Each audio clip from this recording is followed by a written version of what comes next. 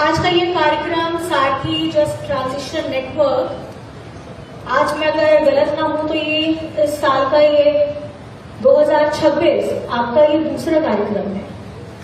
और जब मुझे पता चला तो मैंने यही बोला कि अच्छा ये तो कदमताल दूर पे है, मेरा घर बस सामने में ही है, इनका दरवाजा और मेरा दरवाजा हमेशा सामने में ही। And I was very privileged and so happy and being honored to be here being as a chief guest of your great step which you have taken. And I think ये आज की ही नहीं, अगर मैं समझती हूँ यहाँ बहुत सारे हमारे आदिवासी समाज के लोग भी हैं जो ये बेहतरी से जानते हैं कि हम जिस तरीके से पैदा होके अपनी जिंदगी को जी रहे हैं, या हमारी जो खान पान है, हमारी सभ्यता है, हमारी संस्कृति है, ये हमारे अंदर बहुत पहले ही आ चुकी है। और जिस तरीके से हम सिर्फ प्रकृति से लेने का स्वभाव नहीं रखते, सर्वप्रथम हम प्रकृति को देने का जो स्वभाव रखते हैं, यही हमारी आधारभूत संरचना भी है। और हम इसी के माध्यम से हमारे जीवन शैली के हर एक काम को करते हैं, जब से हम जन्म लेते हैं और जब तक हमारी शरीर इस धरती पे रहता है। So first of all I am so honoured to be here, क्योंकि इसी मिट्टी में हमें मिल जाना है। हमें इसी वायुमंडल में जब ये शरीर खत्म हो जाएगा, जब ये शरीर जलेगा, तो इसी में घुल मिल जाना है। तो आज जब हम इसकी बात करते हैं तो मुझे ये सबसे ज्यादा प्राउड होता है, being as a tribal lady, being as a tribal community, हम लोगों ने सृष्टि में सबसे ज्यादा जो अपना लहू बहाया है, या हमारे जो अस्तित्व है, इसकी लड़ाई लड़ी है, वो अभी से नहीं लड़ी है। कहानी तो हम लोग जब पढ़ते हैं, अगर आप हमसे झारखंड की बात कहें, सिद्धू कान्हू, फूलो झाड़ो, चांद भैरव, बिरसा मुंडा, ऐसे फोटो हो, तिलंगा खड़िया, इतने जो सारे लोग हैं, इन्होंने क्या किया था? अपनी जमीन, अपनी धरती, अपने पहाड़, अपने जंगल, इसको बचाने के लिए, अपने अस्तित्व के लिए। जब हम लोग गुलामी में जी रहे थे, तब उन्होंने इसकी लड़ाई की शुरुआत की थी। वो लड़ाई किसकी थी? ये जंगल किसके हैं? ये हमारे जंगल हैं। ये मिट्टी किसकी है? ये हमारी मिट्टी है। ये पर्वत किसके हैं? ये नदियां किसकी है? लेकिन याद रखिएगा, उन्होंने कभी ये नहीं सोचा था कि इस धरती के अंदर में जो खजाने दबे हैं, उस पे भी मेरा अधिकार है। मेरा अधिकार ये है कि इस प्राकृतिक सौंदर्य को, इस हमारे जमीन को हमको कैसे बचाना है।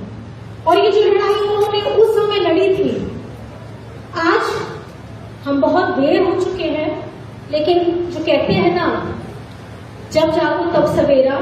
आई रियली अप्रिशिएट योर एफर्ट कि आज अगर हम थोड़ी भी देर हैं, लेकिन अगर हमारा लक्ष्य और हमारी सोच इस दिशा को तय करती है कि हम अपने अगल बगल में, अपनी जीवन शैली में अगर थोड़ा भी बदलाव करते हैं और उससे प्रकृति को अगर लाभ मिलता है, तो इससे बड़ा कदम और कुछ नहीं हो सकता। हमें बहुत बड़े बड़े काम नहीं करने हैं, हमें अपने आप को बदलना होगा।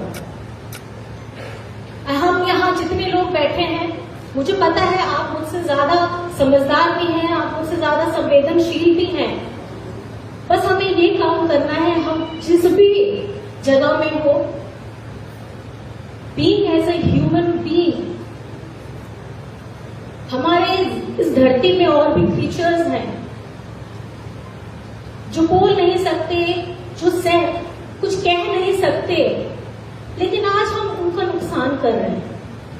हम पेड़ काट देते हैं, डेवलपमेंट करना है, लेकिन ये भूल जाते हैं कि हमें पेड़ भी लगाना है। जितने पेड़ कटे, उस पेड़ में भी जीवन चल रहा था, सिर्फ पेड़ का नहीं, उसमें चिड़िया रह रही है, कीड़े मकोड़े रह रहे हैं, उनकी भी अपनी जीवन शैली होती है, उनका भी घर उजड़ रहा है।